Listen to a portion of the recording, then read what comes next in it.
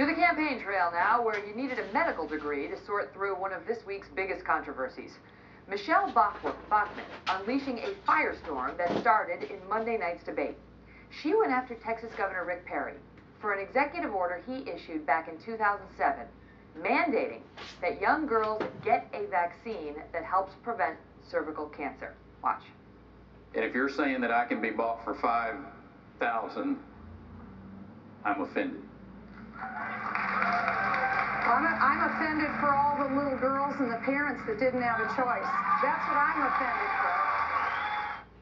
Well, the following day, Congresswoman Bachmann told NBC's Today Show the story of a woman from Florida who she says approached her after the debate and said that her daughter became, quote, mentally retarded after getting the Gardasil vaccine for HPV. She told me that her little daughter took that vaccine, that injection, and she suffered from mental retardation thereafter. It can have very dangerous side effects. The mother was crying when she came up to me last night. I didn't know who she was before the debate. This is the very real concern, and people have to draw their own conclusion.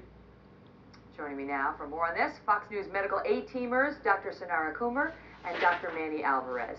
All right, so she was going after Perry on this because she claims it was an executive overreach, that he did this by executive order and parents had to opt out, and she has an issue with that. And then she doubled down by saying, and you did it with something that is dangerous. You're forcing parents to give it to their children, and it's dangerous, and then makes the comment about mental retardation. First, let me ask you this. Is there any evidence that this vaccine for HPV causes mental retardation? I give Perry A for trying and a D- to Bachmann for not knowing what she's talking about when it comes to the side effects of this vaccine. That's the bottom line. No evidence of mental retardation. No evidence of mental retardation. This has been given out. Over 30 million doses have been given out in the last 2 or 3 years. I don't know how long the vaccine's been out. No major reporting side effects except the same side effects that you get from any kind of vaccines, the retinas, the malaise, the little fever. So this whole thing with mental retardation is a kind of an irresponsible statement. And it's just hearsay. I mean, she's quoting something nationally from somebody who came and told a story, but this is not scientific fact. And it's quite irresponsible to say what you said. Because now you have a lot of women or parents saying, I don't know if my daughter should have, I might have a very healthy child and I don't want her to go, from being completely healthy to suffering, from some sort of mental retardation. Is that possible? I mean, has that ever been documented? Mental retardation has not been documented from this. There have been 2 or 3 deaths that have been documented based on the vaccination, but these are very, very, very rare complications to the vaccine. And has it been proven that they were caused by the vaccination? Not so much, except Gardasil has reported those, or has had to report those. Someone had the vaccine and died, but you're talking 2 or 3 in a sea of millions. Exactly. Otherwise, the most common side effects, as Dr. Alvarez is saying, or Dr. Manny is saying, that so if you can call him Dr. Alvarez. Is the redness to the injection site or other allergic effects. And if you do have allergies to vaccinations, then this is not the right vaccine for you.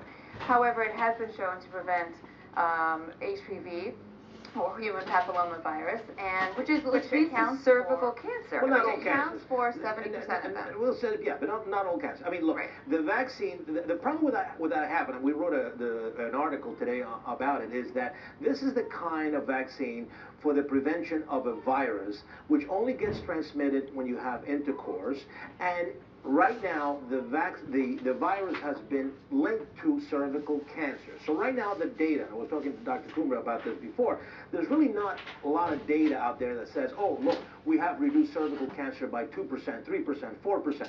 What we are seeing is a reduction on the virus. Said that whether or not the virus, 5 years from now we're going to see a reduction in cervical cancer is another story. So no, to me, the mistake. Can you get cervical cancer if you get the HPV vaccine? The cause of it. Yes. Okay, but you lower your chances of getting it. Right, because the HPV vaccine treats HPV, and HPV causes about 70% of cervical cancer, so it's not the only source of cervical cancer, but it does account for 70% of them. The vaccine itself has only been out for a few years, so we really need to wait until we get the 5-year data and 10-year data to see whether or not it's really made a true impact on decreasing the number of cervical Dr. Manny, you're not a huge fan of vaccines, right? I'm not a Would you give this vaccine to a child? Well, would I give it to my daughter? The answer is no. but because I do believe that, again, this type of vaccination, you can get away with it if you have a very good education towards the individual that you're trying to vaccinate. Like I say in my article, this is not like the flu. You can't get on a subway and you can start sneezing and giving everybody HPV. Can't do that. With the flu, Good it's a to know. different thing. There's enough you can catch down there. So, you don't need to add cancer to the whether list. you talk about measles or the flu vaccine, I can see the whole point because you're really affecting millions of people very quickly. This is a different kind of story. You're talking about prevention of cancer, yes, I get the whole thing, and prevention of a lot of things that are the side effects of HPV, like cervical dysplasia and painful intercourse and all of that. But you can have a conversation with your 11-year-old daughter, and if you have strong relationships, good, Yeah, there are other ways to protect it. What about you? Would you give it to your child? Is it something that you feel fearful of in any way? I'm not necessarily fearful of the vaccination per se. I think, Dr. Manny's point is very clear. I think parents need to decide for their children, obviously, what their fear is of how sexually active their children are going to be. If your fear is that your child may be very sexually active with multiple different partners, or if a young girl, 18, 19-year-old woman, feels that she's putting herself at risk, then she may want to consider the vaccination. But I think it's because of the side effects associated with this, and I think because of the controversies associated with vaccinations, we shouldn't be mandating that every woman should have to have this vaccination. Yeah. Well, even Governor Perry said he made a mistake in making that mandatory. There was an opt-out, but I give him an A for the effort because I think he was just focusing on the right thing. He just did that particular thing a little wrong. Right. Yeah. But I think everybody needs to understand there are risks of any treatment that we give them or vaccinations that we give them. And I just want to let you know that Michelle Bachmann has since come out since all this controversy and said, I'm not a doctor. Well, these two are. These two are. Don't dispense medical advice because it gets you in trouble. All right, doctors. Thank you both so much. Well, a multi-billion-dollar bailout of the auto